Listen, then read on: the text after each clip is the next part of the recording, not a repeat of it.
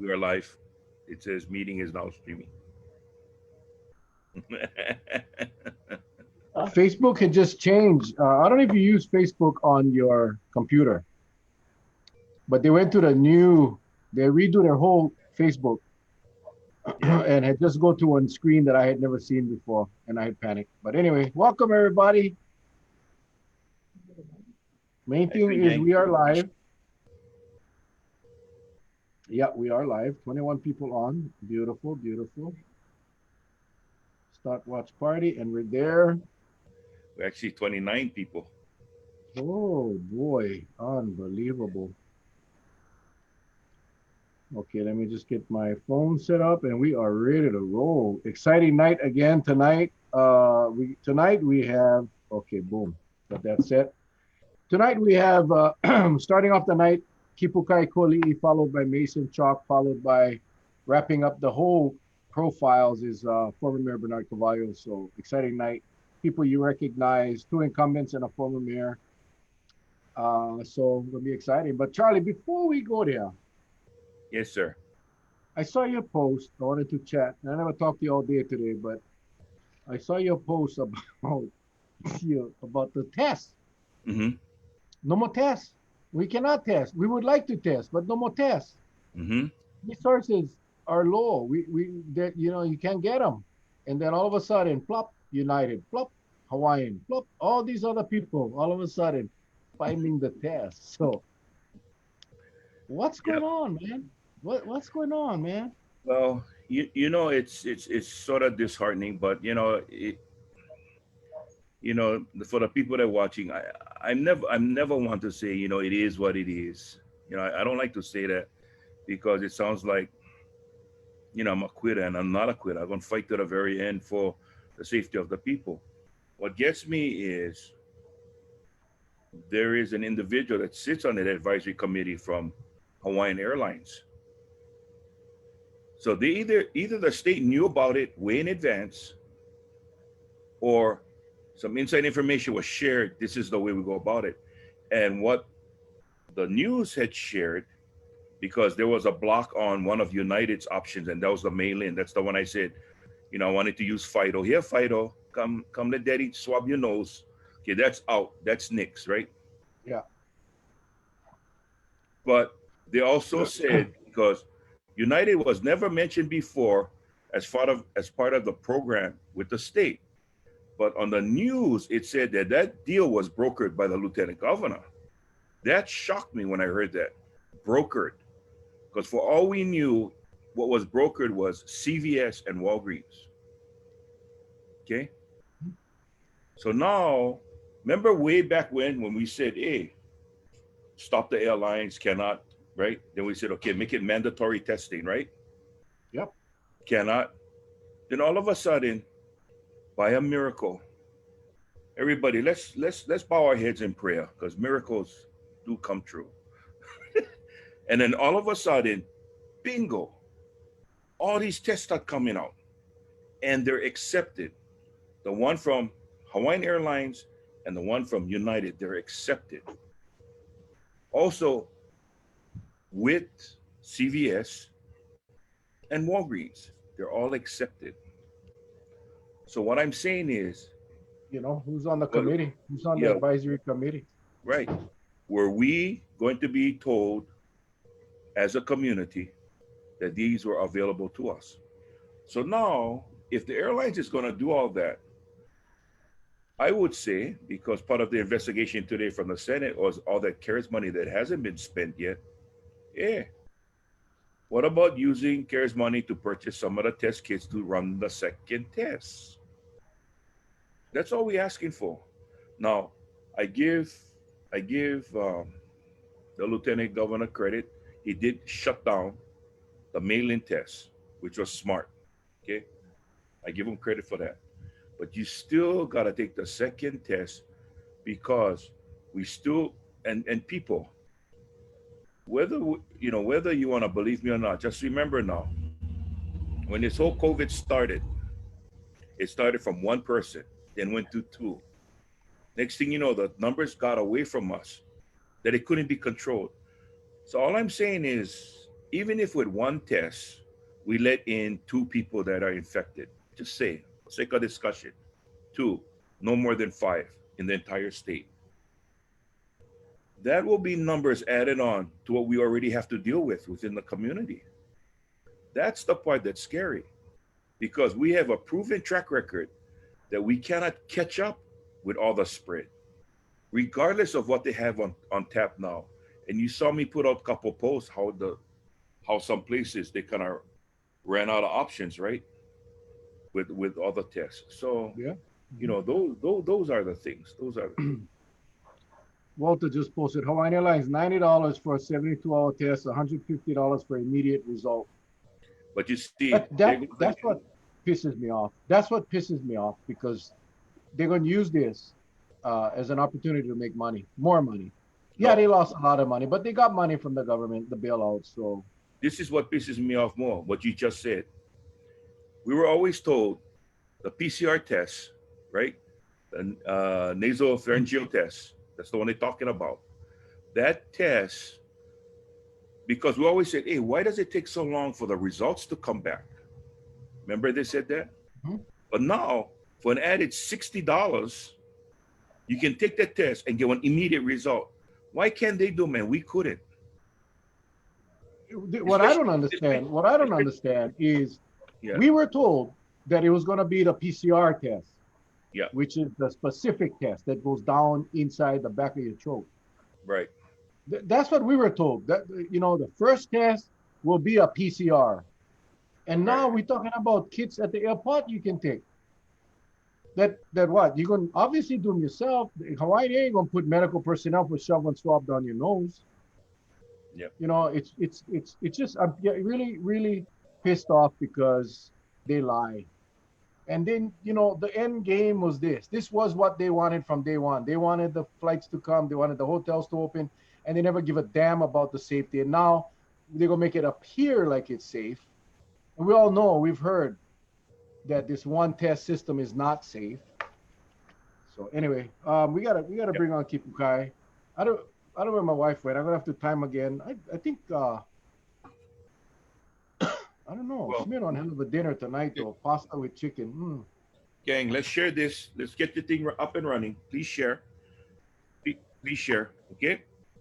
Thank you. Yes, yes, yes, yes. Share. Let's double share that bugger. Okay, Okay. share them because election coming up. Kipukai, turn on your video. video. There There you you Okay, I go. got that on. No, no, no, no. Yeah. Okay, there you go. All right. Well, thank you very much for joining us tonight, kicking off the final night of our candidate profiles 2020. We've had an awesome 3 nights so far. So, right? 3 nights. Yeah. One, two. Yep. Yeah, three. So this is the final night. Yep. So appreciate you taking the time. You know, Charlie up there. Charlie's getting all his. This guy takes so much. He take almost as much notes as you, Kipukai. He Uh, takes almost as much notes as you. But anyway, ladies and gentlemen, we got Councilmember Kipukai. Yeah, the yellow paper. I watch you like a hawk, man. I listen Um, with my fingers. this guy, if we go to a, you gotta back up a little bit, uh, Charlie. Back up. No, not you, Charlie. You're upside down. I was talking to Uh, Charlie. No, your paper, Charlie. Your paper was all blurry. You can move them. No, a little bit closer. A little bit closer. Okay, stop. Though your camera gotta adjust. okay. No, Not it's just adjust. the light. The backlight is too strong. Oh, But okay. Anyway, ladies and gentlemen, again, Councilmember Kipukai Kualii, one of our 14 candidates for county council.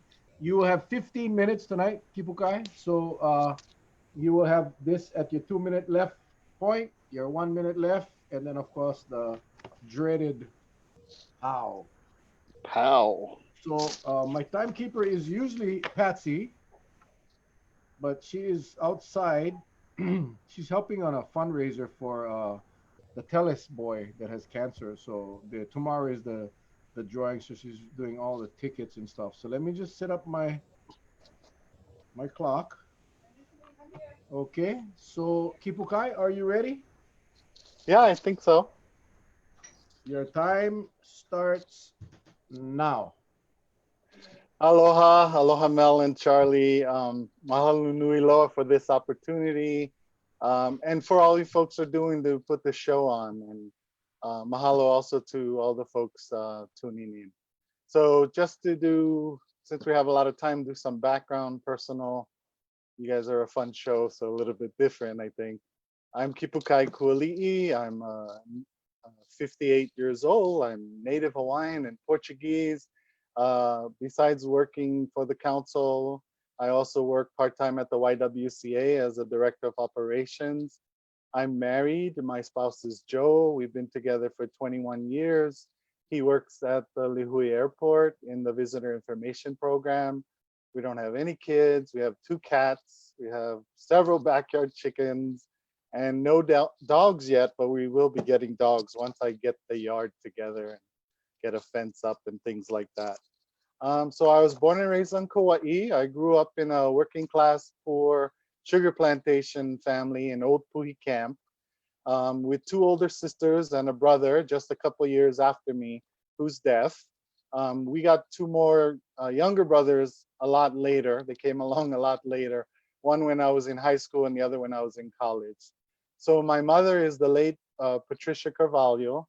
She's pure Portuguese. She was a maid, a cook, and a cafeteria manager. Along with her sisters and her mom, they were famous for their Portuguese malasadas and sweet bread in Lihui. So my mom worked miracles in our home, taking care of the finances and making ends meet. So my father is Wilfred Kualii. He's 86 years young. His birthday's on October 1st, coming right up. Pure Hawaiian, retired Paniolo and plantation worker. And my parents both worked at Kipukai Ranch, and that's where they met and fell in love, and that's how I got my name. So my West Side roots stem from being part of the Hanapepe Valley core Makanui Ohana of taro farmers and salt makers.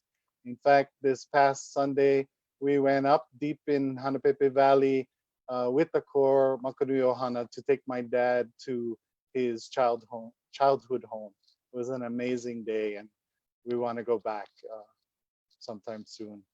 I went to Immaculate Conception School, Catholic school in Lihui, and then I lived away from the island for several years when I attended Kamehameha and the University of the Pacific in Stockton, California, where I got my business degree. And after graduating college, I lived in and worked in California and Washington, D.C. before coming back home in 2001. So the values I try to live by day are aloha for sure, compassion and kindness and humility. And I always know I have more to learn and room to grow so that I can be better and do better. My motivation or inspiration in service and in life is my immediate Kualii Ohana and my extended Carvalho core Makanui na Ohana. Also my close friends who are really also like family to me, and then my community. And actually being a part of different minority communities has taught me about struggle, about compassion, and about working together. And then finally on personal stuff, the things I love to do, and if I had more time, I'd be doing more of it, is hula, volleyball, country line dancing, jumping in the ocean, and then just chilling in the backyard with the chickens. As for my qualifications, so I love being an advocate for our people and for our islands. And while serving on the Kauai County Council, I've proven myself to be hardworking, trustworthy, and thoughtful. I've also demonstrated my dedication to public service, my legislative policy experience, my strength with budgeting, my understanding of the issues, and my commitment to always doing my homework, listening carefully, and working collaboratively. I have over 30 years experience working and volunteering in government, labor unions, nonprofits, and community organizations. Together with other Native Hawaiian homestead community leaders, I've helped create a community certified kitchen, a marketplace, a campground, a solar farm, and an enterprise center in Anahola and the enterprise center in Kekaha, and a tiny homes project and a quarantine shed project. that was started in Anahola and is being spread across the state. I'm also currently a founding board member of Hawaiian Lending and Investment, and it's a nonprofit community lender that will be bringing much needed capital to our Native Hawaiian homesteaders. And I would say more than anything, what qualifies me is the genuine concern I have for Kauai and Niihau and my commitment to making a difference. So to talk a little bit about my campaign platform, or the issues that I feel I need to dedicate myself to continue working on, and why. These are the issues that I will continue using my experience and dedication to work on to protect and improve the quality of life for all of our residents. Because the COVID-19 pandemic is wreaking havoc on our economy, the number one priority we all must work on is the rebuilding, diversifying, and strengthening of our economy. We must help to create jobs and support local businesses. My commitment is to help bring folks together to make sure that economic recovery is our top priority. And that includes working with the mayor, like we've done, to provide direct assistance to businesses and community nonprofits, such as the 17.7 million in CARES Act funding grants, which we awarded in early July. It also includes working with our Office of Economic Development and our 8 economic sector economic recovery strategy teams to implement their recommendations. And I think in their first round of work, they've come up with 45 recommendations so far. And because COVID effects is creating major shortfalls to our TAT hotel tax and our GET sales tax, another top priority is budgeting responsibly and limiting taxes. And so we must manage our costs and limit taxes. Our residents and our businesses are already struggling desperately. As I've done before, I will use my strength as a detailed numbers guy to fight for our citizens' hard-earned tax dollars, now more than ever. So because our people's personal health and safety must always be a top priority, I will work to ensure that we're delivering our core services efficiently. And as I know you believe also, Mel, when we work together in the council, core services has to be a priority. So we must prioritize the efficient delivery of public safety, including police, fire, and rescue, and public works, including roads, parks, sewage treatment, solid waste, and water services. And again, careful scrutiny of the budget is important to help ensure we cover our shortfalls and therefore are able to adequately fund our core services. And because our people's food security has been in jeopardy for a long time, and it's taken the COVID-19 pandemic to open our eyes to it, we must also work on protecting our aina and sustenance lifestyles. Together, we must protect our natural resources, our agriculture, both farming and ranching, and our local sustenance lifestyles, including gardening, gathering, hunting, and fishing. I grew up in a local family of fishermen, gardeners, gatherers, and hunters, and that taught me the value of aina for our survival, for our sustainability, and for now what everyone's talking about, food security. And lastly, because our people, if we take the time to listen, they're the ones with the solutions to most, if not all, of our problems. We absolutely must work on collaborating for community solutions. So the 6th plank in my platform is collaborating for community solutions. By working with public, private, and citizens partners, I'm confident we'll be able to develop and implement forward-thinking solutions to long-standing challenges. Things like climate change, drug abuse, food insecurity, homelessness, teen suicide, traffic congestion, and more. in this campaign alone, I've been excited to hear some of the different ideas from fellow candidates as well as citizens. As a final point on this, I have many lifelong experiences as a community organizer and volunteer for social and economic justice. And that has taught me how to work effectively with different organizations and different people. Um, Perhaps to delve a little deeper in some of the issues, a big issue for me now is affordable housing. I think we've been talking about it for a long time, and I'm glad to say that at least in this round, we've gone to work on the housing policy. So our housing policy, Ordinance 860, was supposed to support and build workforce housing, support the building of workforce housing by private developers.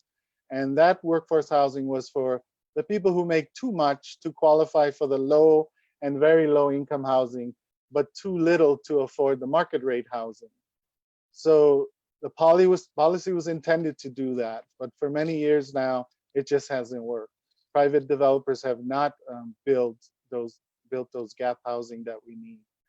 So what we're doing to ensure that working middle class residents can afford to buy or rent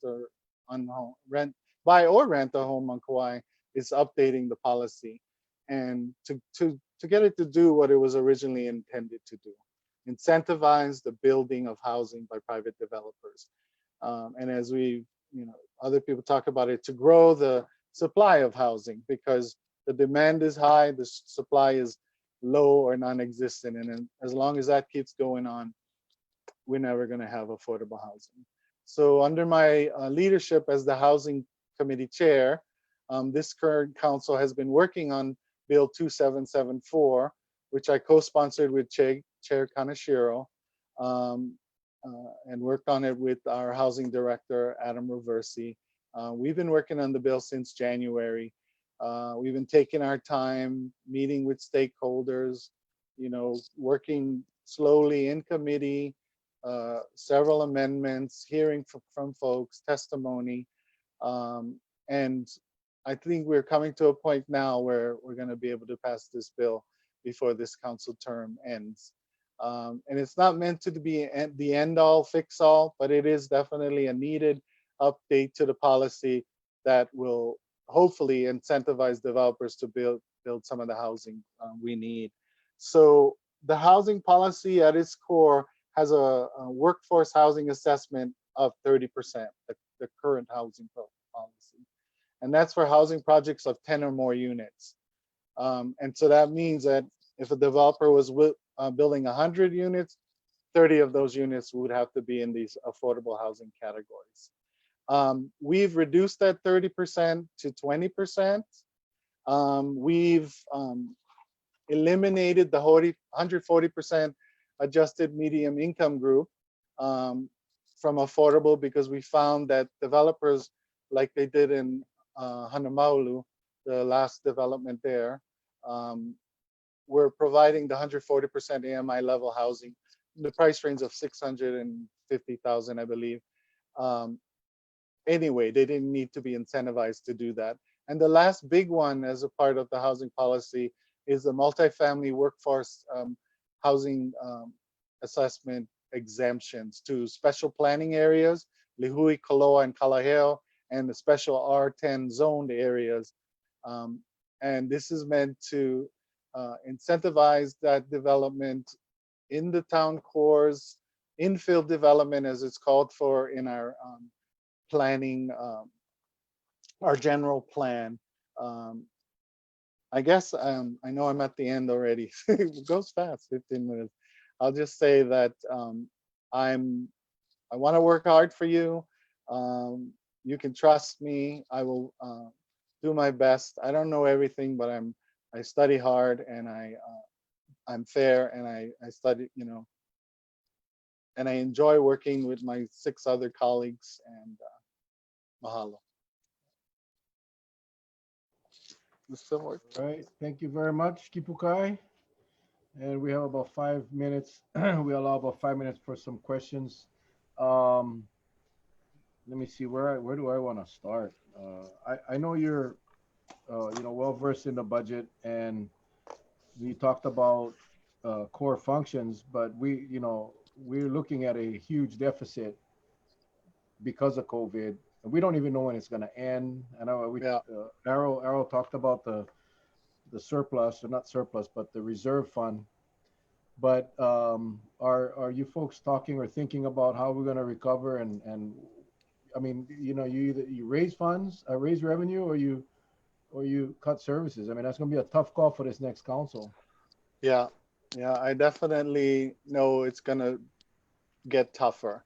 We got through this last budget without dipping into the reserves or the rainy day fund, and I think that was, you know, very fortunate and a blessing, and that'll help us going forward.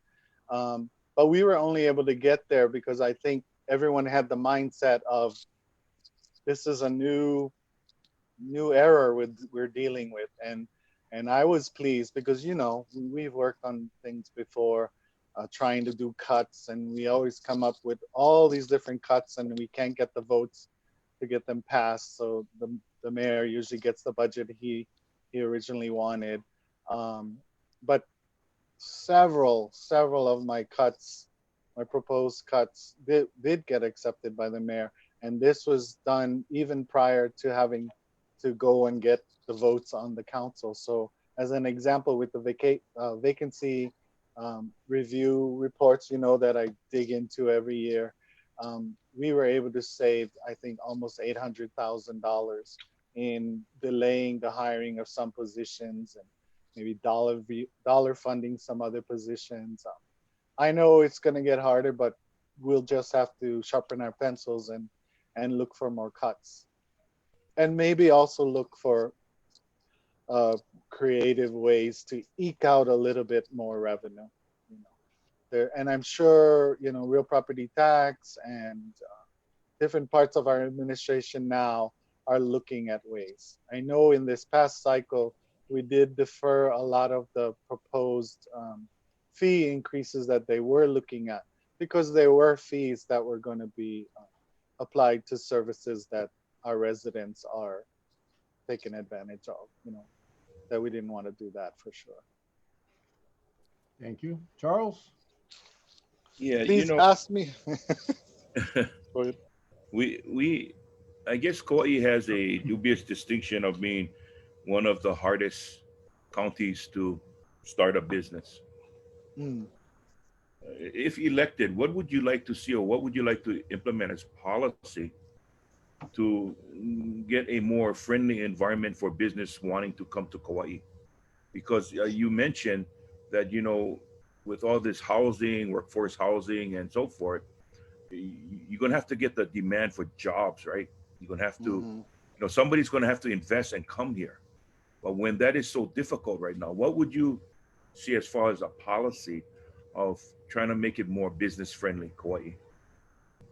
Yeah. Well, I'm definitely open to working closely with folks from the chamber. And Mark Perriello is a pretty good friend of mine. But you even mentioned housing. We know that one of the biggest problems for businesses with their workforce is they can't hire some people because they don't have housing. So by having more housing, that'll help our businesses too to house their workforce. Of course, infrastructure is always a big deal. I'm very hopeful that the improvements in Rice Street and maybe the future development of infill housing development will, bring an improvement of the economic atmosphere. More people walking around, shopping in the restaurants and the shops, and revitalize. I mean, that's what the whole thing was about, right? It was about revitalizing Rice Street. So making this, investing in our infrastructure will also help our small businesses, and then make sure we're not doing anything to hurt businesses. I think I'm open to looking at different issues, but I'm always careful to hear from both sides, and to make sure we're minimizing the uh, the negative impacts. All right. Well, Kipukai, that when that 5 minutes went blasting by, Oh my. do you have do you have a contact number or email that people can reach you at if they have any questions? Yeah, yeah. You can always reach me at kipukai.kualii@gmail.com. My first name dot at my last name at gmail.com. And then my cell phone is 652-3684. 652-3684. The website is easy. It's www.kualii.com. So if all you remember is www.kualii.com, you can find all my contact information there. All righty. Well, thanks again for joining us, Kipukai. Work hard, best of luck, and keep on working hard, my friend. Appreciate you. Mahalo nui loa. I appreciate you guys too.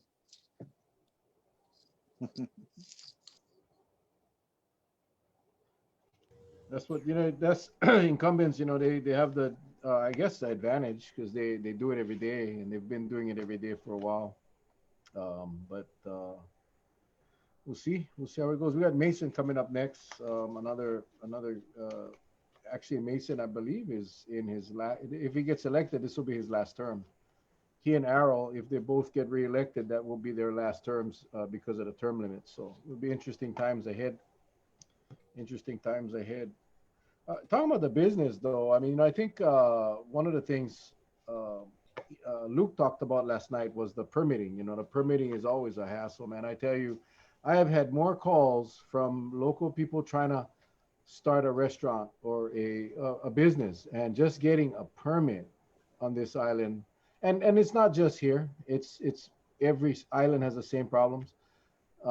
But getting a permit on this island is like pulling teeth, man, and that is something that needs to be fixed. And it just takes too long. When you're waiting 6 months, 8 months for a permit, unfortunately, your banker is not going to wait 6, 7, 8 months before you start paying your mortgage or your debt. So that's one of the issues I think, Charlie, that you talked about. It's tough, man.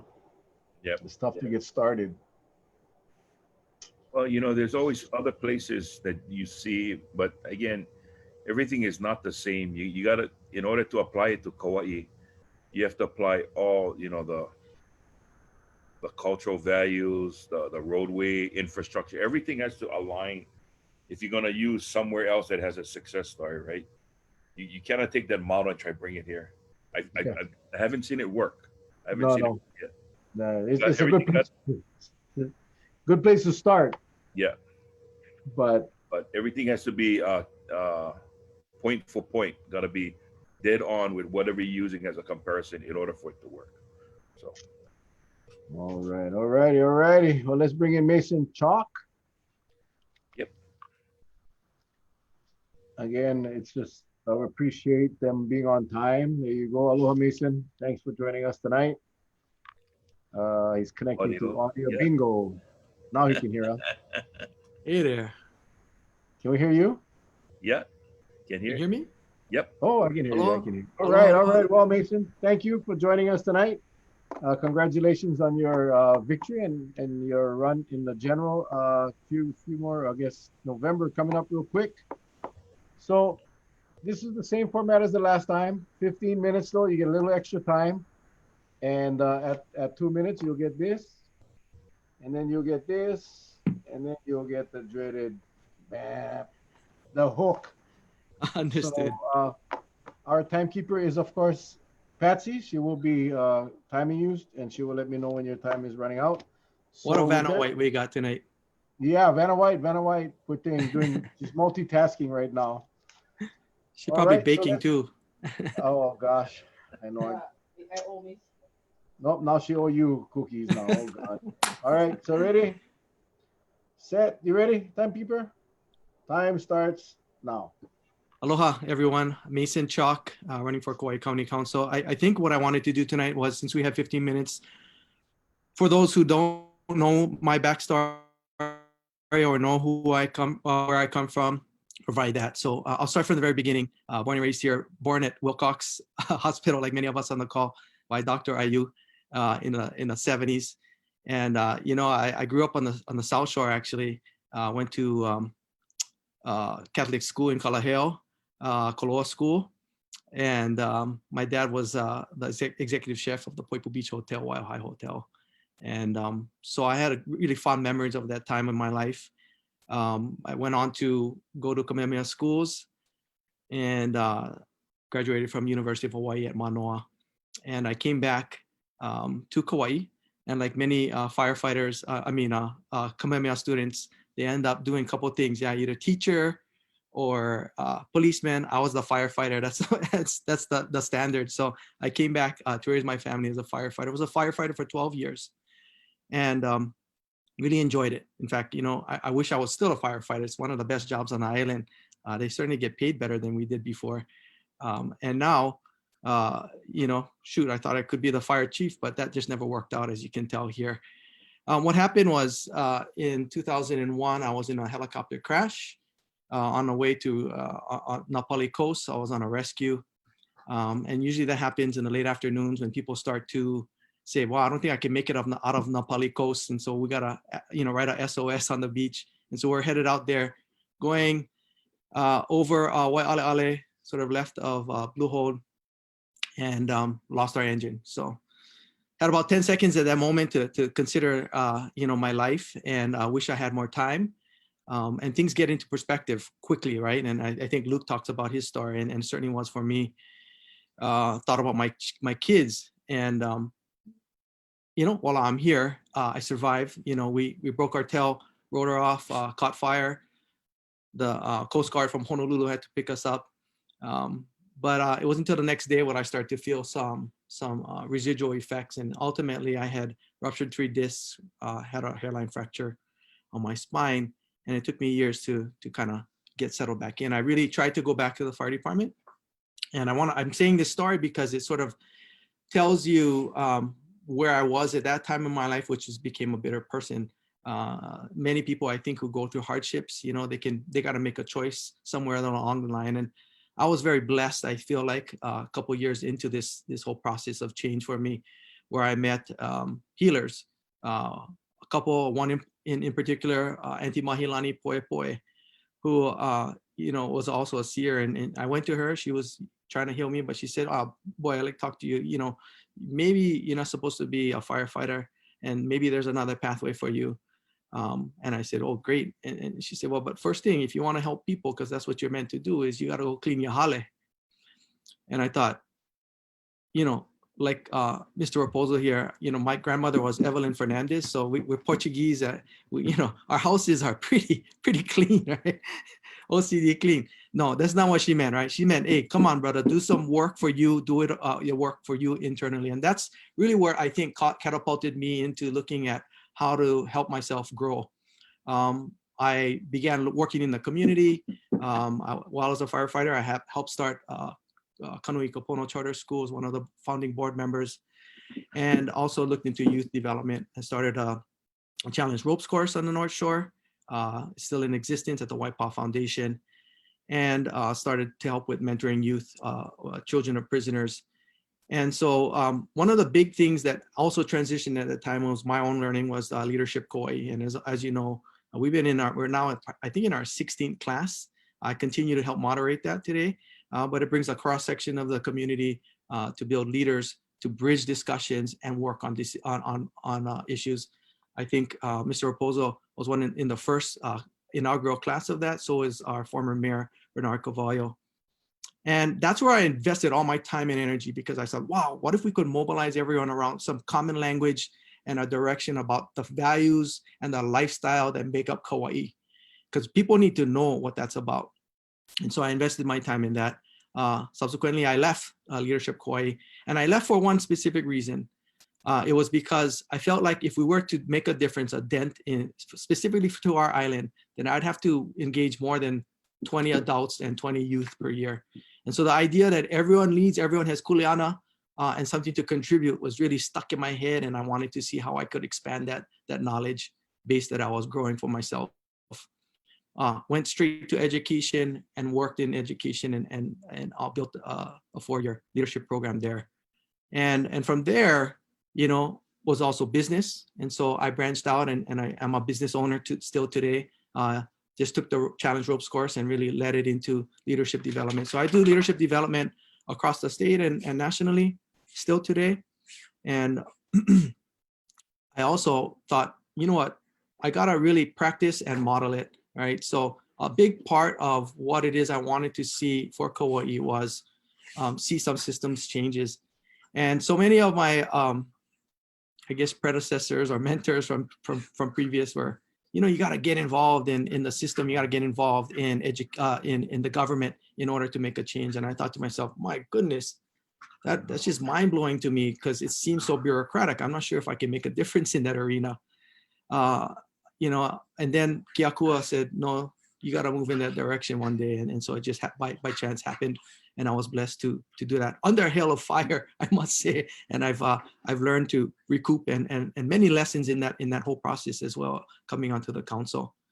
But I'll tell you what made me change my mind about moving and working within systems, and hopefully this will encourage other candidates, who, by the way, I'm really thankful of all the candidates that we have. I think we have some real quality candidates this year, this term coming up. So I'll tell you what, it was working in the DOE that changed my mind in education. Because when, you know, so many of us criticize our educational system. So many of us talk about, wow, they're not doing this, or my kid's suffering. And it's true, we suffer. We need to do better. But it wasn't until I went into the classroom and saw the 1:40 teacher ratio to student ratio, and I saw the challenges that they were in, that you can really start to empathize and say, wow, there's some things here that we got to change, and how I can be more a part of the solution rather than just talking from the outside. And it was that lesson that said, okay, I'm willing to step into some situations where I can help more. And so, hey, 7 years later, here I am at the Kauai County Council. It's been a huge growing lesson for me. And I've, you know, really my intention has been an exercise and a practice in modeling good leadership. And I feel like that's what I've tried to accomplish by bringing people together. It's taken some time for me to see how to make a difference here. But I can say that this past term, at least in my 7th year, has probably been my most productive term. And so I still am doing a lot in the community today. I'll just mention a few of the things that I'm currently invested in. So not only am I continue Leadership Kauai as a moderator and facilitator, I'm also on Kipukai Leadership Development. I also am the chairman of the Kauai Resiliency Project that is focused on some of the crises that our youth face today, including suicide, which you folks have talked about on the show, and also how it is we can just ramp up what our youth gaps are in our community so that they become not only socially and emotionally intelligent, but also feel equipped, understanding their purpose and how to thrive in our island. And then also, I am the president of Malama Huli'ia currently, and this has been just a passion of mine. Currently, we're focused on the Menehune Fish Pond, or some of you know it as Alakoko Fish Pond, in the Huli'ia estuary. And we just started with a small project, a hand project near Niamalu Beach Park. Some of you have seen the clearing that happened in Puali, but we've recently moved that project upstream to the fish pond, and we've made huge gains. And we're seeing so much of it kind of reciprocate already back to the community in terms of education from a cultural standpoint, but even an agricultural standpoint, and just seeing that it has created fire in a new generation out there to want to look into these areas of aloha aina. And so that's been really good for me as well. I think I want to pivot a little bit. That's basically who I am and how I got here. But I guess I'll focus on some of the things that I've been investing in the last few years here at the council in the last term. Definitely, you know, housing's been a big issue, and big part of that is planning. I am the planning chairman. So, and right now we're looking at the West Kauai Community Plan, which is a huge shift in what the next 20 years will be, and we need all of the community to participate in it, and that's why I've been asking for it. And I think it'll continue. We've got some people coming out now and saying, hey, we want to learn more. But what I've invested in some of the bills that we passed was the omnibus. I think I'm pretty proud of that, of the ARU incentive. So I was part of the ARU passing the additional rental unit years ago, and then also now an incentive package which really covers things like the FRC charge, the sewer hookup fee, making the permit process go smoother and cheaper, so that people can actually add on to their existing homes in order to house their children or their kupuna. And it's a cheaper way for us to right now to build. So I've been fully invested in that. I also help to allow kitchens in guest houses because that was a thing of the past, no longer too many guest houses, but now people can actually live in them to address our housing crisis. And particularly if they participate in our long-term affordable rental program. And so that's something that I'm proud of. Also, we removed an annual affidavit for long-term affordable rentals, making it easier for them to get the tax exemption. I worked on changing the definition of owner so that family members, where there was a situation where there's clouded title, where you cannot even connect yourself back to the kupuna of the land that you're living on, particularly for land awards or kuleana lands. So we made it easier for them to actually get the lower tax bracket, because some of them are paying like residential investor. And if you live in Hanalei, that means the $2 million vacant lot and your shack that you're living on, that because great grandma had it, and now you can no longer find the pala, the paperwork to connect it to it is gone. And they're paying $30,000 a year just for that. And so we changed that. We've helped some people on that. Huge amount of work on the CZO. We've been able to change, overhaul the CZO so that we can make building housing a little easier for our local residents.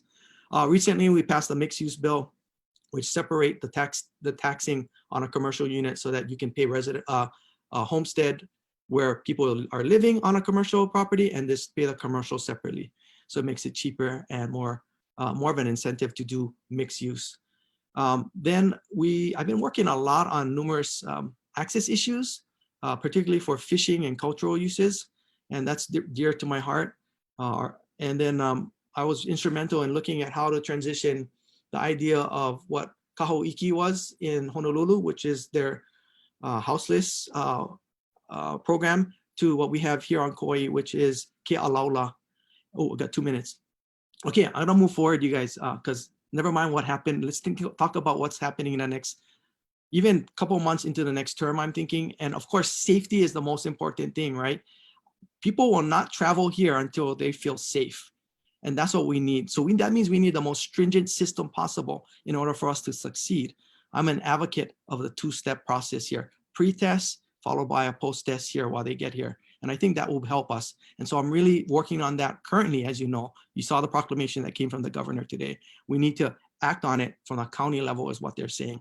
And I hope that happens. Obviously, people have said the visitors industry needs to readapt or realign, and we need to do a better job at it. And so I'm really looking at how it is we look at vacant houses to make sure that they're not vacant. And most of those are from off-island owners.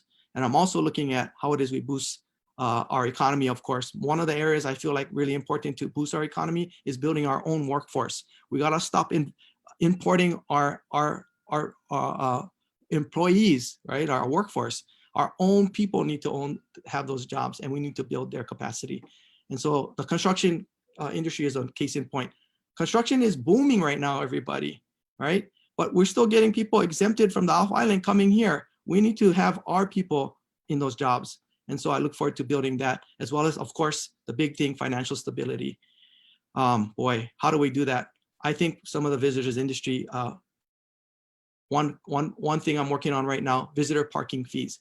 That's not local parking fees, visitor parking fees, everybody. So how can we take some of that, leverage that in order to get people out of rental cars, create shuttles so that we direct them to where we want them to go and what they invest in, but also make our lives better, right? Because it's about quality of life for us as local residents. And that's what I'm looking for. That was it. Boom. Yeah. Thank you very much, Mason. Sorry, I was muted there for a while.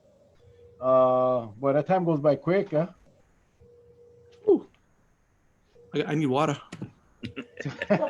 Me too. Charlie, you get any questions for Mason? Yeah, I'm glad he mentioned that. You said something regarding the proclamation today. We saw it when it first came out, when it was unveiled, and it was kind of obscured in some ways. It really didn't talk about whether the counties would be given the green light if they wanted to go into a two-test system. So are you saying that now it's the governor's putting it on the county shoulders? So I only can interpret what I read, and I haven't had an official meeting, but I have asked for our mayor's office to give us a briefing on this. And so our next council meeting is on October 7th, which isn't very much time because we're slated to open on October 15th. Right. But I am gonna try and get clarification on my side right now. But the way I read it, okay, Charlie, is it looks like, right, the pretest is being handled by the state side, and we on the county side need to figure out if we want to do additional testing, how that will happen. And that's not an easy task, right? Because we can we use CARES Act fund? Well, we kind of spent the $29 million, right, on a lot of the needs now, the current needs. So we need to get creative. The group of doctors that I know you folks have been engaging are really intently looking at this. So I've heard, I listened to what they're saying. I think that there's some good ideas and resources that we need to enlist. And hopefully, I mean, we got to do it. That's just my bottom line. We have to do this, right, in order to make sure that we're safe. And that way we can open our businesses and feel confident. Thank you. Yeah, and that's why I think, Mason, it should be state. It shouldn't be the county, because the state has the CARES money that's sitting in a fund. And it's really, really, I think, disingenuous for them to toss it back to the counties. The other thing, too, if I read the proclamation right, it only affects the inner island quarantine, not the mainland quarantine. So regardless of what Kauai wants to do, those direct flights that come into, and then this is actually a question, because that's how I read it. So in other words, if the county wanted to implement a testing process for inner island, the local people, we could, and they would be able to bypass quarantine. Otherwise, their quarantine has been extended till the end of October. The direct flights coming from the mainland, we have no authority to second test them. And I think that's the big difference in this proclamation from what Josh Green told us on our show last week to what came out in writing. In other words, the direct flights, the Deltas and the Uniteds that will be coming to Lihue Airport we will not be able to test them a second time. That's how I read it. That's how I read it too. And so I was really confused when I read it. And I said, so how many direct flights was the first question? How many direct flights do we have here? I know Delta. I'm not sure if United is back yet. We only have Delta now. We have Delta 4 nights a week, but that will change come October 15th. Right. So that is one of the points of clarification I'm looking for. And, we need to act fast. So I really am truly trying to invest all my energy on this right now because it's that important. Well, thank you for doing that. I think, I might be wrong, Charlie. I think he's the only one that actually brought it up. But, I think it's right now it's important that we move forward on that. Allison Drug Treatment Center, what's your take? I mean, I know there's been some controversy as to what the use should be or shouldn't be. Again, you guys ain't prepared for our questions. That's like the public knows. No one knows what's going to be asked. So I don't like putting anybody on the spot. But well, you know what? Here's my take on it, right? The community fought for years for this, and tooth and nail. And there's no doubt in my mind that our kids deserve it, our families deserve it. And this is the right way to help our families on Kauai. We invested in it. We agreed to it. You were on the council. You were an advocate, a champion for it. And we said, we'll do this because you want to do it. That was the vision set. And now to come to this point and say, wow, we can't do it because you don't have a provider. And so I want to and will work towards seeing that continue to happen. And I think that the question is for all of us, and this is more of a call out and a plea, is help us find a provider for this treatment center, because that is what it's going to take for us to move forward on it.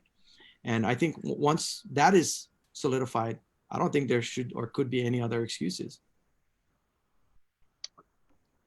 Well, Mason, your time is up, buddy. Thank you so much. Again, it went by quick. Appreciate Can I just say thank you, both of you. I really appreciate everything you folks are doing. Right You're on. welcome, man. You're welcome. And we all got to do a little part and work hard. Good luck and stay safe most of all. Yep. Take care. God bless. Aloha.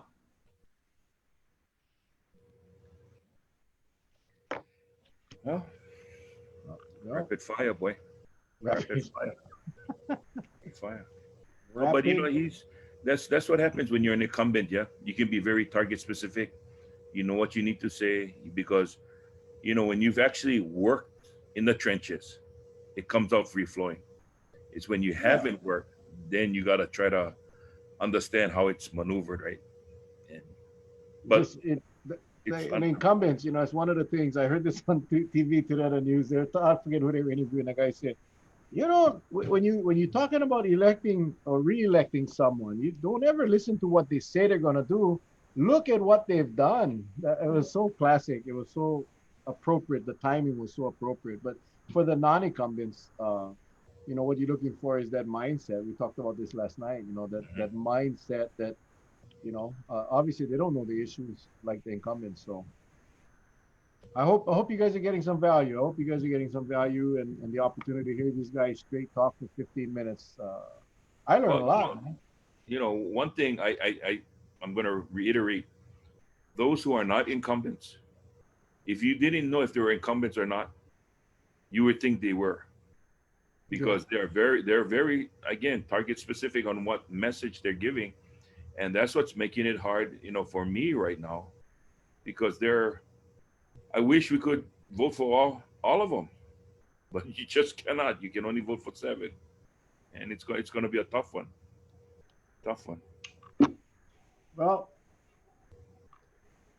I getting back to that proclamation, I think it's kind of, and I'll use that word again, disingenuous for the governor to toss it on the county's laps, where all the CARES money is sitting in a state's account, right? They passed out percentages to the counties based on population, but the bulk of the money is sitting in a fund at the state in the state bank account. Yeah. And to come and say, hey, you guys like tests, you guys go test, you guys go pay. We don't know CARES money already. We used it for community assistance. And I gotta say, I applaud our council and our administration for making that decision to use those funds to help people. I really do. But so this is really a way out for the governor to say, hey, it's your kuleana now. If you cannot afford it, it's your problem. And then to purposely leave out the direct mainland travelers to the outer islands from the testing potential.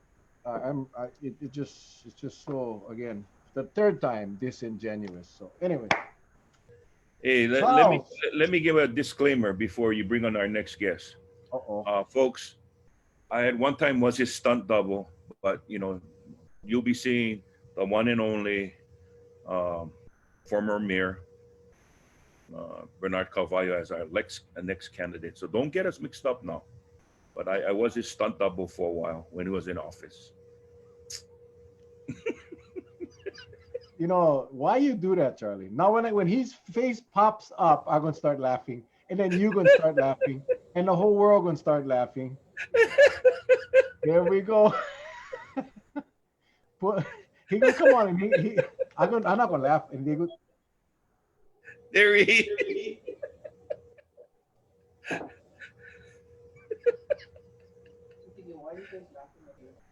No, he's having a meltdown. Yeah. Hey, Bernard, good to see you. Aloha, aloha, Mr. Mayor. Aloha, how are you doing, sir? You guys are awesome, man. This is something awesome. Charlie's just having a laughing fit, and No, so I try to hold a straight face. I told everybody before you come on, I was the stunt double for you for all those years. Remember? We get the same size. Don't worry, we good. Yeah, I wanted to be Bernard stunt double, but I come up to his kneecaps. I go through some of my pictures from our travels across the country, Mayor. Like I said, that's some big dude, man. That's a Nice. big dude. Anyway, thank you for joining us tonight. A lot has happened since the last time you were on. Yes. But congratulations on making it to the general. And now we got a month and a half or so, whatever it is, before the general election. So format is the same. You got 15 minutes this time. Okay. And at 2 minutes left, Patsy will give me the signal. Patsy is the timekeeper tonight. Let's And see. then with 1 minute left, you'll get this one, and then you'll get the hook. We only Okay. have to use the hook once. I'm not gonna mention names, but it happened tonight. Okay. So anyway, so you ready? Already. Timekeeper ready? Oh, are you ready? What is this? This means oh Shaka. Okay, Shaka. time starts now. Now. Well, first of all, mahalo to you, Brother Mel and Brother Charlie, for opening this door for all of us to come talk story. That's what I see this is, and tell our feelings on what we want to do as candidates for the Kauai County Council. So I wanted to kind of open up a little bit, and I can't assume everybody knows my story, so I want to kind of dive into that first, and kind of touch on what I've been doing since I've retired. And so, but basically, of course, born and raised here on Kauai all my life. Um, had a hard upbringing. A lot of our family members, had gone through some challenging times in our upbringing. But very thankful for my grandmother, who was always there for us, and of course my dad, who was the rock, the pohaku, from day one. I pretty much had to raise my brothers and sisters growing up, so that was kind of like my upbringing at that time, and wanting to, better myself, better our family. Kapaa High School, 1979, of course, went on to the University of Hawaii via scholarship from football. And everybody knows that pretty much. But I wanted to reconnect with that. And then, of course, went on to University of Hawaii, graduated, and then met the lady of my life, Regina Godinez at that time. And we've been married now for 35 years. And so that's been a very awesome path that we've taken together. She's a registered nurse. And then, of course, our three children, our adult children right now, Bronson, Brennan, and Brittany. And the exciting part about the whole thing is, of course, from a son to a husband, to a father, and then to a papa. And that's been exciting for me to have my four grandchildren now. My oldest is Felina, who is 10. My second is Nahoa, who is 6. And I have two little boys, Carvalho and Brolin, who are 6 months apart. So that's kind of been my time working pretty much at home all this time since I retired in 2018, December 1st. So it's been a year and a half, a little over there. But within this time, I had the chance to really reconnect, evaluate, take some time out after being the mayor of this beautiful island of Kauai and Niihau for 10 years. And so during this timeout period, like I said, I had time to reconnect with my ohana, really be home. And especially now to this experience, this whole COVID issue and concern that we're going through, and being home with my grandkids and actually holding some less. I'm the PE teacher, okay? When they're here at 9:30 in the morning, get outside. We're going to do some drills and stuff, following their homework one is in one bedroom and the other one is in the other bedroom, and everybody has their responsibility and homework. So that's kind of been that home experience there for me, and it's been wonderful. Like I said, my experience, 17 years working in government as a civil servant. So I understood the inner workings of being a civil servant, and then moving on to being a department head. So taking that to the next level and trying to manage at that level and understand the operations of government at that level. And the biggest accomplishment at that time was really creating the new Department of Parks and Recreation. And once upon a time, it was a division of Public Works. And we actually transformed it and worked it closely with the county council, really, through the mayor at that time, Mayor Baptiste, and really created the Department of Parks and Recreation as the department head.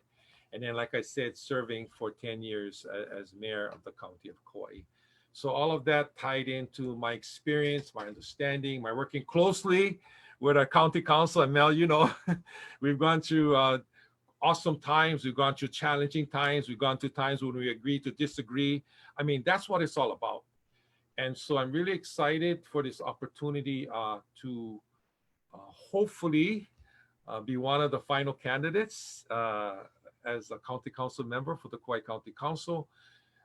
I really feel that at this point in time, like I have a timeout, but I can bring to the table my experience, my background, my understanding of the inner workings of government at the department head level, at the civil service level, at the mayor's level. I've never sat in the county council chair, but I've been at the table with our county council members, and we've talked a lot. We even connected. You know, even remember, Mel, we went to San Francisco to look at how we could better our credit rating on Kauai. I mean, I was always trying to be inclusive in how to really connect, because we, at the end of the day, we all serve the people of this beautiful island of Kauai and Niihau. I don't care what hat we wear. We got to stay focused and take whatever we got to do together. And we can agree to disagree, but it's about the people. And I really feel good about that kind of understanding and moving forward. Also looking at, and then working closely and taking a team. I created a green team, in-house green team, to look at all the green initiatives that was coming our way. And that was another part I feel was important to present, because all of this will tie into the next pieces that we're going to be talking about.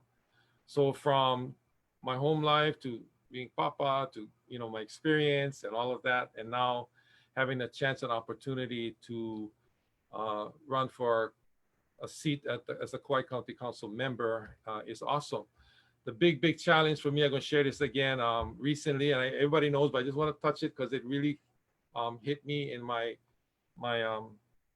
home life, is taking care of my dad. And my dad passed away this past May on his birthday, on his 80th birthday. And so that was hard, but I had the chance to be there for him all of this time. I had opportunities to do other things, consulting work and all that, but which is great. But I decided to take this path and be home, be with my grandkids, be with my dad and all that. I'm very thankful for that opportunity. And our Lord and Savior, Jesus Christ, was always there for us all the way through. I just wanted to share that part. And so as we move on into this next chapter of my life, and knowing how solid home base is, and knowing that an opportunity to serve as a county council member and bridge and connect my mana'o and serve as a kawapo, a bridge. And that's kind of like how I look at it. I know there's different bills coming up and different issues and concerns, and I truly believe we can assemble as a team, work on it, get across the street to administration, talk story, bring the information back, because it's about the people, and it's hearing what the people need and how they want to manage and how they want to receive results in a timely manner. So I think that kind of helps me to understand how I want to continue to work. And then at the same time, be home with the ohana. Some of the critical issues, obviously, I heard about housing and agriculture and tourism, clean energy. I mean, all of it, all on the table. And I wanted to dive right into what's happening to us right now. And that's our COVID issue that is happening, that is on the table, obviously, that is taking us all over the place. And so there's a lot of initiatives happening. We talk about funding, we talk about what is the great ideas, we talk, I mean, all of that. And at the end of the day, is what is the best solution and the best outcome for we, the people of Kauai and Niihau. We know how to make it through some tough times as a community. We've been through some major disaster situations. I mean, terrible. And we've been through some, and all together, and we've made it through. And this is just another issue that is happening, a major disaster that is happening to us in a different way. And I feel that I can bring all of that experience to the table amongst my fellow council members and work it and find solutions. I cannot give you the answer to what is the solution for what's happening to us, but I can tell you this much. We can reach out, we can connect, we can bring to the table, we can talk story, we can get all these ideas and then focus on what is the top 3 or what is the top 2, and then bring everything together. I think that's the biggest piece first, because from that comes, where will housing go? Where will tourism go? where we clean energy go, how we're going to address the whole entire island. But to me, our first and foremost issue is right at the table with us. I can talk about all the housing projects that have been completed in different ways, all in partnership. I mean, there's all kinds of ways to do housing. And I love the housing project in Puoloke, which is going, and that's another opportunity there. But we've done it from Koa'e to Kolopua to our first green affordable housing project in Limaola. And to me, that's a big one because that takes us back to the old plantation days. That's how that whole project came about. Green, sustainable, connecting, farming, small gardens, connected streets and roadways. I mean, all of that. I lived right down here in Kelia when I was growing up. And you'd walk to the dispensary, you'd walk to the service station, you'd walk to the town hall, you would walk and bring home, and everybody had a little garden throughout the community in this wonderful place. I mean, I'm kind of going on and on, but it excites me on some of the things that we have already done. And it even excites me more is what is going to forthcoming, because we have the footprint, we have the understanding. I think the challenges that we're going through right now is bringing more resources and ideas and thoughts, and we're hearing the people's passion and love and aloha for Kauai and the land, and how do we bridge that into make it a reality and not talk. And I can talk about financing, budgeting, cost control, looking at permitting processes, all of that. But at the end of the day, it's really about working together and finding out what is the best solution and then going for it. And that's kind of like been my style overall. The other big one, again, the budget, of course, is a big, no matter what you do from administrative to council, it starts here between the administration and the county council. Same, right here. Let's work together, you guys. Because the budget is going to come across the street. We're going to talk story. We're going to figure out, we're going to ask the questions.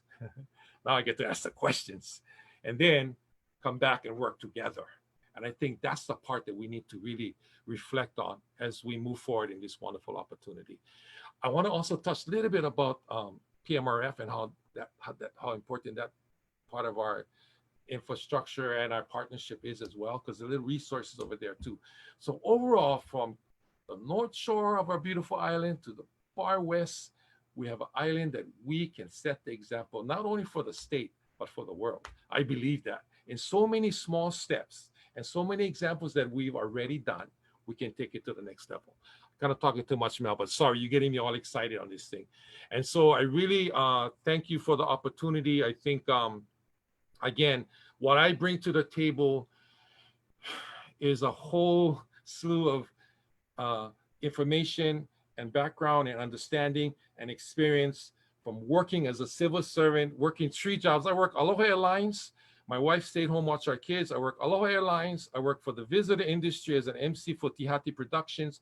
I work at Parks and Recreation. I had 3 jobs going at one time because I wanted my wife to stay home and help take care of our kids before, because that's my upbringing. So I understand that from that level all the way up.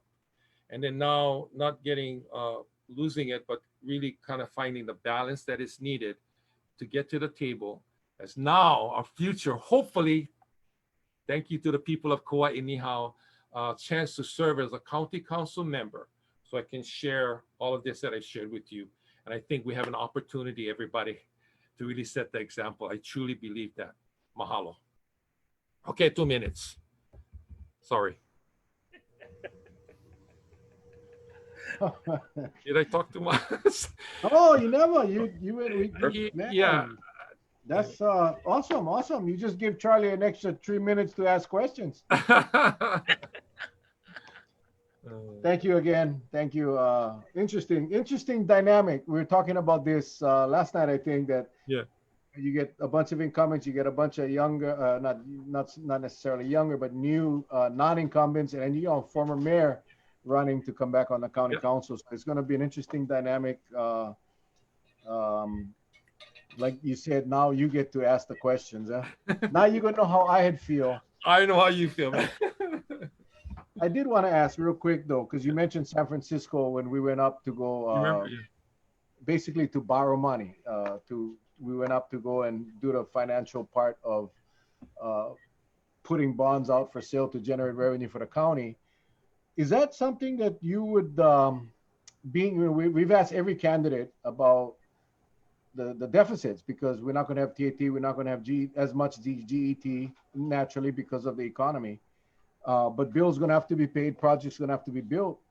Is that something that you would consider, knowing what you know at the administrative side, as far as potentially looking into a bond float to carry us through? I believe, Mel, at this particular time, I'm going to answer the question. Yes, this is an opportunity. We did it. We went. We set the pace. We understand it. We connected. And at that time, we didn't have this situation we have today, but at least we understand it. We know it. And I think that kind of thinking abroad and how we can actually go out. Sometimes you don't want to do stuff like that, right? And go and get bonds and borrow and all that. But this is the time, I believe, that we got to look at all. Turn over every pohaku, look under, check it out. What is good, what is not good, make the decision and go. But I can tell you this much. This was an opportunity that we went to and it worked. And I think that's something we need to look at. And thanks for taking me along for carry your luggage because I learned a lot on that. We carried the luggage, but you know what? That's our partnership. We work together. See? Charlie. Well, Mr. Mayor, question. You know, you've been in the administrative role for so many years. Now you'll be in the legislative role. What do you think? And would you try to, you're really good at bridging the gap, but would you try to bring more of a public-private partnership into the county? And the reason why I say it is because you need to look at resources here. What resources are out there? Right. And because right now it's slim pickings, everything that's happened with COVID. Would you support a stronger private-public partnership to help this county? First of all, just to answer the question, definitely, number one. Number two, we have so many resources right here in our backyard. We have so many opportunities right here. To me, we got to bridge out and connect that first, and then see what other resources come in. I mean, I totally support. I mean, this our whole Moku system. I go back. I always go back there because it's a passion for me. From Halalea, Ko'olau, Puna, Kona, and from those different areas of our island, and pulling resources like that, understanding that part of it. But to answer your question, yes, definitely. Okay. Mel? Couple of big issues coming up for this next council. Obviously, the budget, fiscal. That's gonna, that still hasn't even played itself out yet because we're still. I don't even think we're halfway through COVID. We still got a long way to go. But we also got issues that we got solid waste issues, landfill issues. We got the drug treatment center issue. These are issues that you were very passionate about, and is that still on your radar as far as ensuring that these projects continue? Oh my gosh, Mel, that is such a important discussion I want to go over with you. I mean, thank you for the question. First of all, Adolescent Healing Center. Oh my God, that whole project is for our keiki to heal with our land. The location is a special location because it was meant that the children or the kids or the youth who go to these programs would actually heal with the land. It's not for any other kind of project, number one. The partnership that we have there with Grow Farm is none and other. I mean, we work together. We all understand the purpose and the reason for the Adolescent Healing Center. And that, to me, has to happen. I know there has been talk about changes and movement in other parts, but the purpose, we've gone through all the work. We worked with the community. We bridge and connect. We seek the location. We've moved forward. Yes, we don't have a provider at this time, but you know what? Even more so, I would be an advocate at the table to really pull whatever I gotta do, resources to make that project move forward. And I would work with administration, of course, work with our mayor, reevaluate, relook, have them understand the passion for this facility is important. We did this for our kids. And it's a hard thing for me because, sorry, we need to continue this project. And I'll leave it at that. And believe me, we're going to do it in the right way with the right hearts and souls and make sure this project happens. Maybe I shouldn't have asked that question, but I know a lot of people are asking that question. We've asked a few of the candidates that question. Every one of them have said the same thing, that that they need to move this thing forward. So I think I have no doubt that it will happen, sir. I have no doubt that it will happen. Charlie, any last questions, real quick? Yeah, the real last question, and it deals with COVID because we're in the midst of it. Are you in favor of if given the right, the county given the right to run a second test on direct flights coming straight into Kauai? Are you in favor of that? Yes, Okay. have to. We have to do everything we can to make sure that we keep everybody safe, and that's what it is. And whatever I gotta do, God gives me the chance to be a council member. We'll work together. We'll figure out what need. If we need another test, and let's do another one. If we have, I mean, my God, this is something so critical. We want to open our doors, but at the same time, it's important for us to do it the right way, with the right heart, with the right understanding, for the right purpose, to keep our people safe. Yeah. Perfect. Aloha. I feel like your hand is gonna come to this screen at any moment, and Oh my God, I'm getting. we we have run out of time, Mr. Mayor. We want to just thank you and for joining us tonight, and wish you the best. It's Yep. it's coming around the corner, and a lot of Sorry. work to do. So good luck, work hard, stay safe, and send our love to the family, please. Love to you, Mel, and Patsy, and Ohan, and of course, Brother Charlie. Aloha, Stephanie. Love you guys. Good night. Aloha. Ooh, Whew. that fella. Well, No better. I guess it's the best way to close out. You Yeah. saw the size of his hand. Yeah, that's why I stumped down. Look at my hand.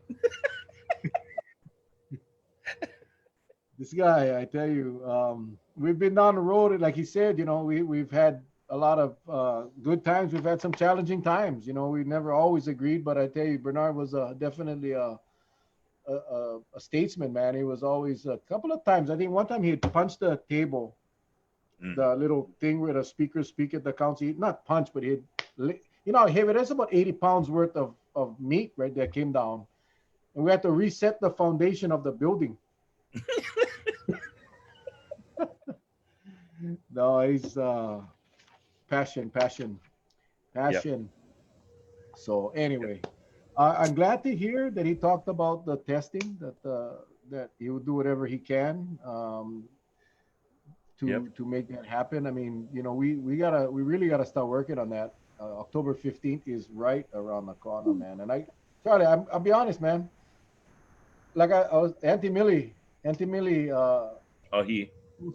he posted today about, I forget what she said, and I said, I don't get scared easily, but I am legitimately scared with this thing. I am afraid that people are gonna get sick and people are gonna die. I mean, I hate to say it that way, but that's kind of where I'm at, Charlie. I don't know. Am I overreacting? Well, again, if we were in a safe environment, okay, when we had the first couple of cases, we would have traced, contained, isolate, and let the virus die out because that's all you can do, right? To kill the virus. You locate Yeah. it, you isolate.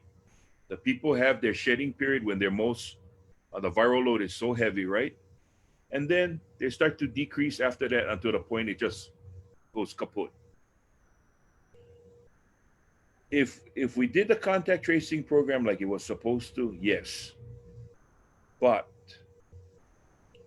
what the telltale sign is if one person slips through and starts this whole process over again, we still have remnants of the old process and you'll have all the new process. And then that will start up and it will just get overwhelming. We've heard that before from the experts that when it gets to a certain point, if you can't control it fast enough and isolate enough, the prison is a good example. They took immediate action, even though it was delayed. But what happened? They were able to at least get it manageable and under control. Now, let's take a snapshot in time. You look at the veterans home on a big island. That is when you don't take the right action. That's what happens. And I think that's what Millie is talking about. If it gets like that, That's what will happen to us if we're not careful, especially for all of our kupunas, our elders. And we know, it's almost like, you know, I'm gonna try eat this and see if I get the runs. But if I get the runs, it's gonna go away. You see, there's always that cause and effect. You always get that. We that goes through investigators' minds all the time. But we're not playing with diarrhea that's gonna go away after a while. And even if it gets bad, you take a couple of Imodium and you're okay. This one, we cannot wait for the diarrhea of COVID to get to our shores before we start thinking, oh, damn it, we should have not done that, or we should have done that. We should have done the extra tests. See, but then it's too late because we don't have the resources. Again, it goes back to our hospital beds, ICU units, ventilators. Patsy was talking to her friend, said, give us all the ventilators you like. That's not going to help because we don't have personnel for treat the patients.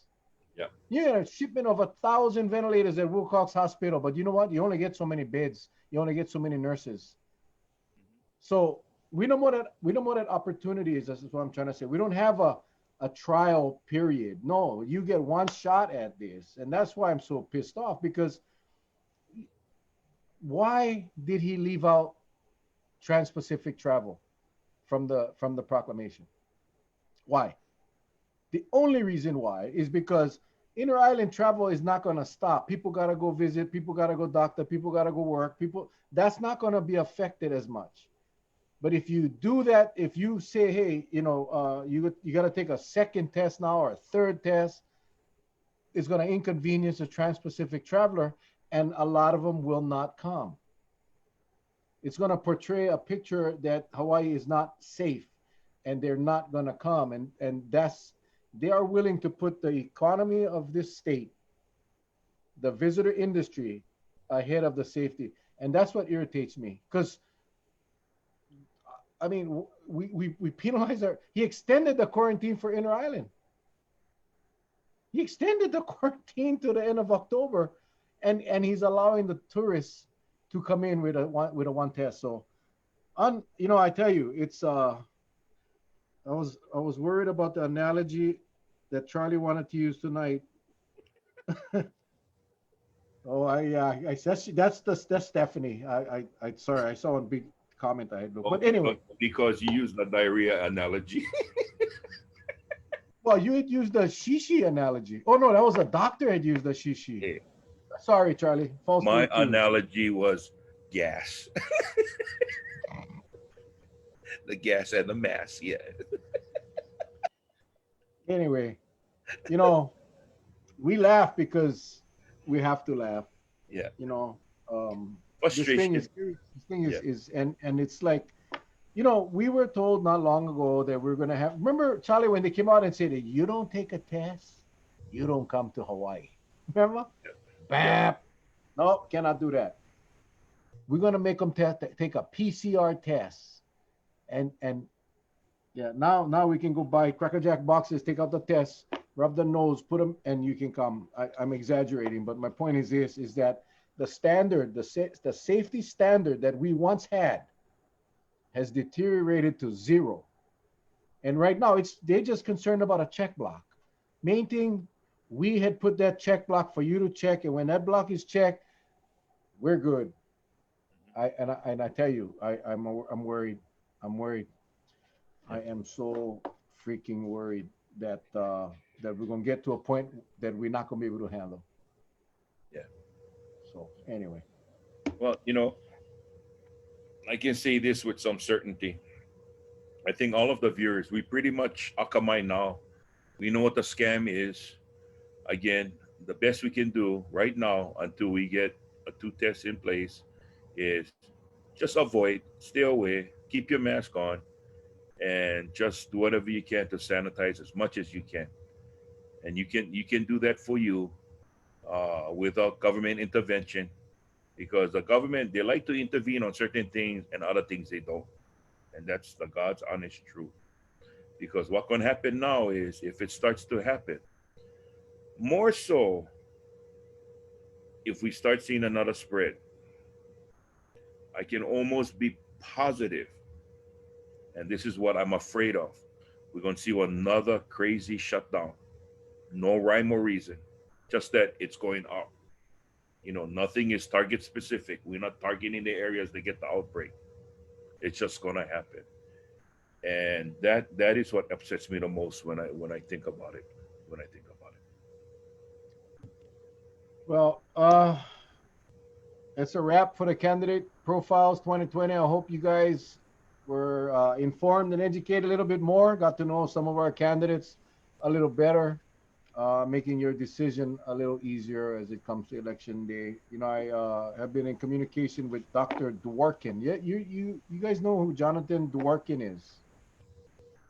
He's a emergency room doctor up in the Big Island, and I was going through my messages, and he had sent me a message a while back, or I'd sent. No, I'm sorry, I had sent him an invitation to come on our show, and I couldn't find an email, so I just used Messenger. Anyway, he responded a day or two ago, and that he said he was interested in talking stir about COVID. So I sent him another message. I want to try to get him on tomorrow night, but he just posted on Wednesday because we became friends on Facebook. I have not met him yet or spoken to him yet, but he posted on Wednesday on Facebook. He said, "This one test tourism plan with no effective quarantine. Is there a single epidemiologist, infectious disease expert, or public health official that has That's signed off on this? Does anyone with any actual chops in epidemiology think this is a good idea?" So again, the web, I should say, of experts that disagree with this just keeps growing, and I'm trying to secure him down. I'm hoping that he's watching tonight. If not, I know he does watch the show, and I'm hoping that he can come on tomorrow night or next week. But anyway, I got something for you tonight because I think it's good whenever we get that warm and fuzzy. You remember I told you the last time, and we was trying to figure out the bakery, the family that runs that Kilani Bakery yeah. in Wahiwa. Anyway, I got a follow up to that, and if you don't mind, I'd like to read it for our viewers. And this is the kind of message we get all the time. And this is from the Takara family. It says, "Oh, Uncle Charlie and Mel, I just finished watching your show with Dr. Aldereti. I've been busy the past couple of nights and I'm catching up.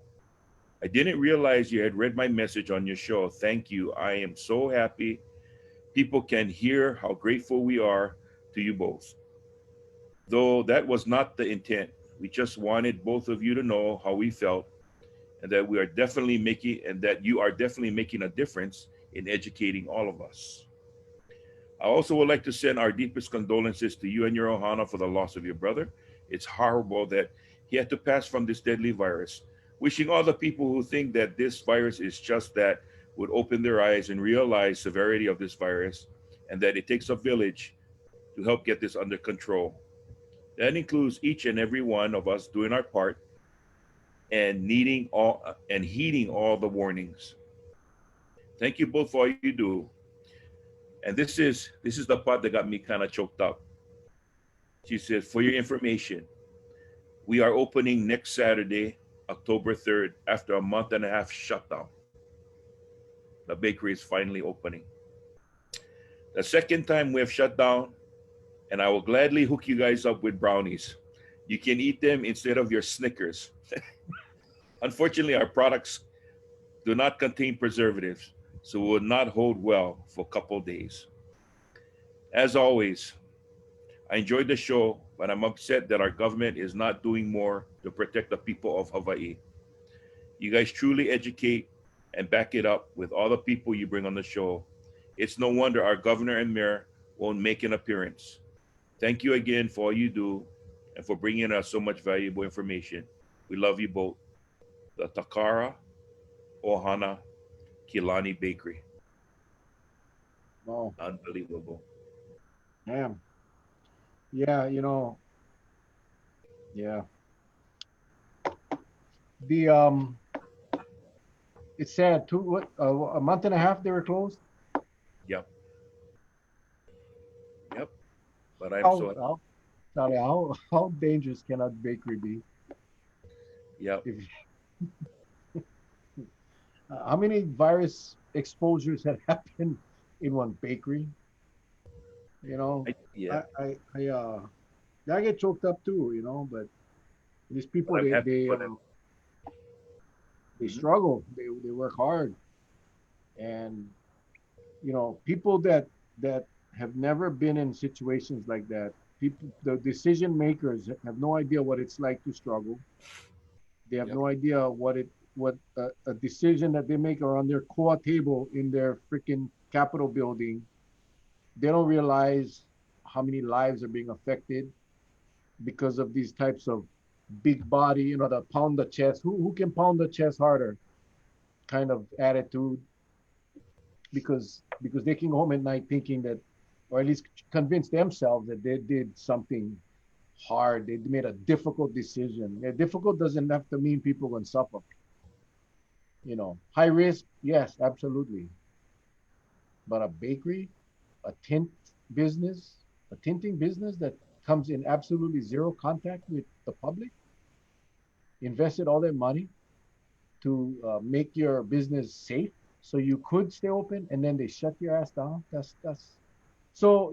I apologize for the swearing, but um, I think a lot of it theirs too is they had to make a decision too because everything was shut down. But just the thought that you and I can make a difference. And remember when we started this? We started it because it wasn't for money, it wasn't for glory, it was just to educate and inform. And we still doing it after all these months. I can say, and I give you all the credit, brother. I even wondered sometime if we can last this long. But you know what? People ask, how the heck you get your message out? It takes commitment. It takes commitment, and it takes the drive for you want to come on, even if you don't feel like coming on. You come on and you bring on information that the people can use. Because we always said, if you don't need use them, we're gonna get you some more information, and we'll keep you informed every step of the way. And I'm so glad we're keeping the people informed because that's where it's all at now. sometimes these comments really she put sorry Ige and Caldwell, no more chest to pound. But this is the favorite one right here. Uh, I will fly. This is from Sherry Cummings. I will fly those Kilani Bakery brownies down for you folks, and you guys do the taste test for the rest of the viewers. They are the bomb. My friend contracts for mail on Saturdays and flies every Saturday. Fortunately for us, he lives in California Avenue in Waihewa. I promise. You tell Kauai. So we're gonna get. And then someone else is saying, "Oh, I'm gonna bring you guys brownies from Kilani. I live not too far from there, but you gotta let me stay at your house." Okay. We will do that. You bring the brownies. We will not stay at the house, but bring the brownies. We will taste test it. I'm gonna get I don't like milk too much because then I'm gonna have to leave. But I'll have my hot chocolate or my hot coffee, Charlie, and we will do the taste test for Kalani Bakery right here live for all our viewers. But Um, this is a Portuguese taste test, okay? You're not gonna test them against anything. You going both of us going to the same one, and we just gonna be grinding. yeah, we just gonna pound, man. What is it? What you taste test you get? Brownies. Oh, You know, usually I, you get like the different the kinds. problem is I'm gonna have to I'm gonna have to compare against Patsy's brownies. What I Uh, gonna say? Oh, this is the best brownie I ever had. I thought. Then I gotta go sleep outside. Then I gonna say, well, this is almost as good as my wife's, and then Kilani Bakery not gonna watch our show no more again. So you know what, Charlie? You go do the taste test. I will, but what I'm gonna tell Stephanie, I gotta compete with Pillsbury. Opening the can and putting them in the oven. I gotta compete with that.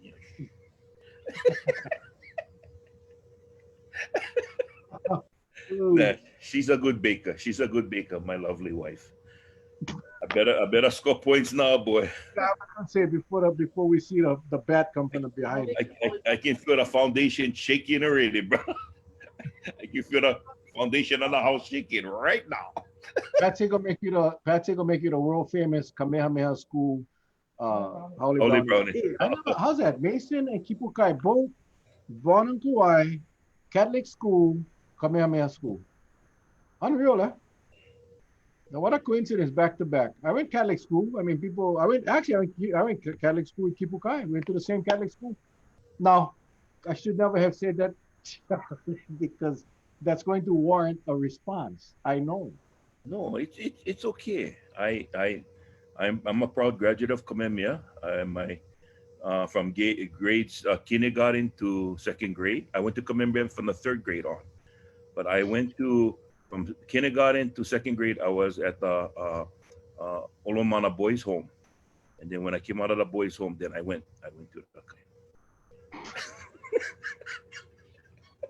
Yeah, I went Catholic school.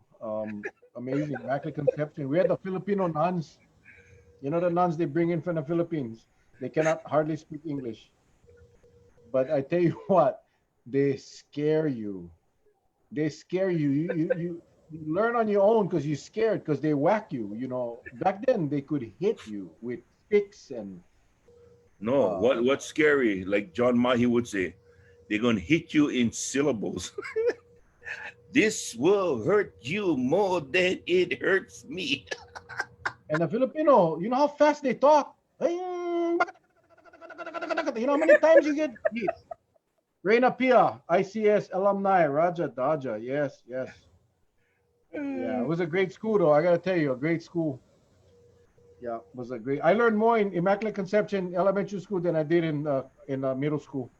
I had already what they was teaching in middle school. I already had learned in a sixth grade at Catholic school, and I'm not joking. I'm not joking. Unfortunately, I forget everything that I learned in a Catholic school before I got to the eighth grade, so I was useless. Anyway, any You ever closing thought? thoughts, Yep. Charles? Oh, Yeah. okay. You No. ever thought why middle school is called middle school? You ever thought that? Well, it was called intermediate school back then. Now, what's up with that? Oh, we're going middle school. I don't know why you changed something like Because that. when they put it, when they hand out the pamphlets to the parents, like the Parents' Day, introducing them to the school and all of that, the DOE is required to put up a chart. And in the chart, the school is right in the middle. That's why they call it middle school. And if you and if you believe that, I get some stuff. I get some sour poi for. I get some sour poi and some swampland. I like talk to you about after that. Maybe I can sell to you and Patsy. Well, I will say that my teachers at the Catholic school were very nice. I know I said some bad things. I feel bad. I don't like Lord. I'm so sorry. We had you know how you had a good teacher. You remember them years and decades and centuries later. I had Sister Anna was my favorite non teacher. She was so. We ran into her too, a few years ago. She never aged us, a bit. And I forget where Patsy and I ran into her, but Sister Anna, and then we had Sister Rodella Farofo. Uh-huh. Sister Rodella Farofo.